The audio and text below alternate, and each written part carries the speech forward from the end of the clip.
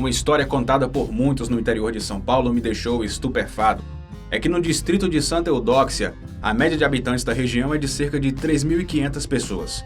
Até aí tudo bem, mas o que chama mesmo a atenção é que cerca de 30% da população desse lugar tem a sua descendência em uma única pessoa. Isso quer dizer que mais de 1.000 moradores de Santa Eudóxia têm o sangue do senhor Roque José Florencio, já que ele teve 250 filhos. Eu sou o Elbert Cruz e vou te contar essa história com mais detalhes, então já deixa o seu like no vídeo, se inscreva no canal e ative o sininho.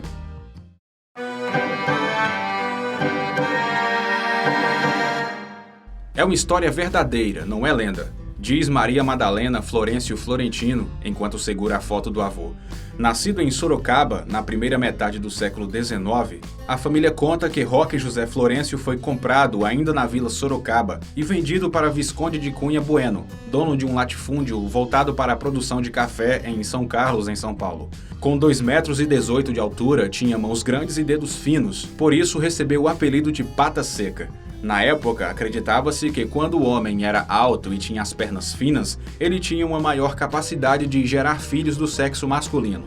E isso interessava o dono da fazenda, que, claro, como um escravizador, estava a fim de aumentar a mão de obra sem precisar comprar escravos. Roque José Florencio, o Pata Seca, tinha essas características e então foi escolhido para ser escravo reprodutor em Santa Eudóxia, que é um distrito da cidade de São Carlos. De acordo com Marco Antônio Leite Brandão, pesquisador da história de São Carlos e de Santa Eudóxia, o documento mais antigo sobre a escravidão na cidade é de 1817. Ele diz ainda que o auge da mão de obra forçada se deu a partir de meados da década de 1860, com a expansão do café na região. Familiares em um estudo confirmam que ele teve cerca de 250 filhos. Isso estava contabilizado em um antigo livro na Fazenda Grande, encontrado nos anos 50. Porque ele foi escolhido como escravo reprodutor, então ele era alto, magro, tinha 2,18 metros de altura, né? E servia para fazer esse serviço lá, como escravo reprodutor. Assim ele foi. Aí teve 250 filhos na senzala, né? E esses escravos, que era filho do meu avô, serviu para trabalhar nessas lavouras de café. Para o psicólogo Marinaldo Fernando de Souza, doutor em Educação pela Universidade Estadual Paulista, a Unesp, a explicação para a falta de documentos sobre Pata Seca está na desvalorização da memória negra. Ele disse ainda que em Santa Eudóxia existe uma história a ser vasculhada, a ser contada, mas que fica relegada a um status de menor valor. Segundo Souza, estima-se que mais de 30% dos moradores de Santa Eudóxia sejam descendentes de Roque José Florencio. E o papel dele como escravo reprodutor pode ajudar a explicar por que o número de escravos da região continuou a aumentar mesmo depois de restrições, como a Lei de número 581, conhecida como Eusébio de Queiroz, sendo lavrada em 4 de setembro de 1850, abolindo todo e qualquer tráfico de negros para o trabalho forçado no Brasil. Além de ser posto para a reprodução, Pata Seca também cuidava dos cavalos e era responsável pelo transporte de correspondências entre a fazenda e a cidade, que fica a uma distância de 28 quilômetros. Você pode estar se perguntando se ele morreu sem se apaixonar por alguém, já que o seu papel na fazenda era apenas de se deitar com as escravas para gerar filhos para a mão de obra. A resposta é não. Ele não morreu sem se apaixonar. Depois de tantos anos indo e voltando da cidade para transportar correspondências, ele encontra uma moça varrendo o terreiro. A partir desse dia, eles trocavam olhares todas as vezes em que ele passava pela estrada. E algumas semanas depois, ele tomou coragem, desceu do cavalo e pediu a mão dela em casamento. Colocou a jovem na garupa e rumou para a fazenda. Foi celebrado então o casamento de Roque e Palmira, e por ele ser um homem respeitado na fazenda, ganhou dos patrões 20 alqueires de terra como presente de casamento. Depois de gerar mais de 240 filhos na senzala, era hora de formar a própria família com Palmira, com quem teve mais 9 crianças. Mas sem arame para cercar todo o terreno, Pata Seca acabou perdendo grande parte da propriedade. A história conta que um fazendeiro ao lado tomou conta das terras de Pata Seca como se fossem suas, sobrando apenas 2 alqueires para Roque e Palmira.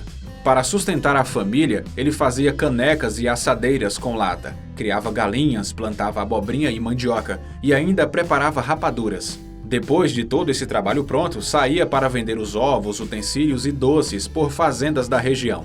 A neta Madalena contou que ele tinha um cavalinho e, como era muito grande, arrastava os pés no chão. Falavam que ele ia acabar matando o animal com seu tamanho exagerado. Mas ele ria e dizia que não, que aquele cavalinho era o único transporte para o seu ganha-pão. Um amigo de Roque, o senhor Marcílio Correia Bueno, de 88 anos, se lembra dessa época. Eu morava na Fazenda Grande, e nesse tempo em que eu morava lá, ele ia vender ovo, frango e rapadura. Inclusive fazia uma rapadura como ninguém. Se dava bem com todo mundo, meu pai inclusive era super amigo dele, lembrou o aposentado, e ainda recordou que Pata Seca era religioso e costumava realizar festas no sítio em homenagem a São João, sempre recebendo muito bem os convidados. Em um depoimento dado pela neta Madalena, ela menciona o convívio com o avô e não esconde o orgulho de falar sobre Pata Seca e diz que ele fazia questão de varrer todos os dias a parte ao redor da casa do sítio, cercada por mangueiras, e que o café era preparado pelo tio Zé. Ele levava o café para Palmira, que ficou cega depois de complicações em um dos partos. Para dormir, deitava-se em uma cama de tarimba com um colchão de palha de milho. Para os netos, foi dessa cama que caiu um pedaço de madeira com um prego que acabou ferindo o pé do avô. Foi levantado de manhã cedo, caiu um pau da cama no pé dele, uma tarimba, tinha um prego de ponta, feriu o pé do meu avô, o dedão do pé. Ele não cuidou do ferimento e acabou pegando uma infecção. Usaram o remédio da senzala à base de fumo, urina e álcool. Todos os dias, uma moça cuidava, mas ela teve que viajar para Rio Preto e ele acabou piorando.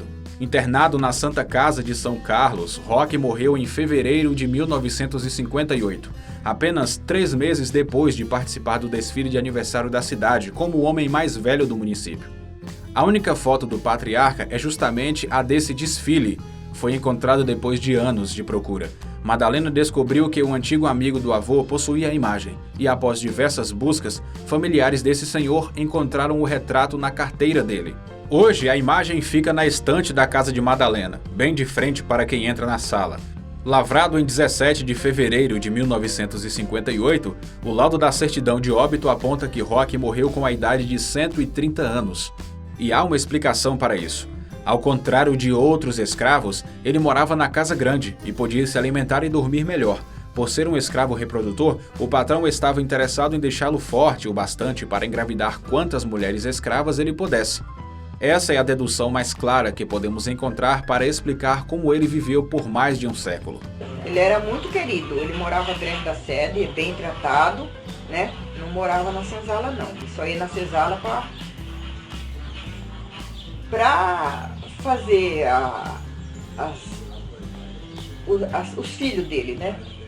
Com as meninas. E a pesquisa sobre esse passado continua. Madalena segue à procura de informações e diz que antes de morrer, pretende doar as recordações para um museu.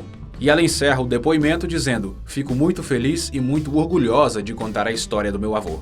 Eu fico muito feliz, muito orgulhosa de contar a história do meu avô, que é um orgulho para mim, é uma coisa que eu tenho muito orgulho, que esse orgulho ninguém vai tirar, só Deus vai tirar do meu coração.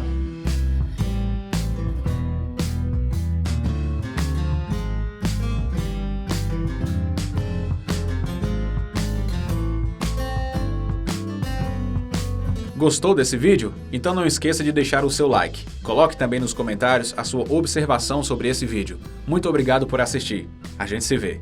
Tchau!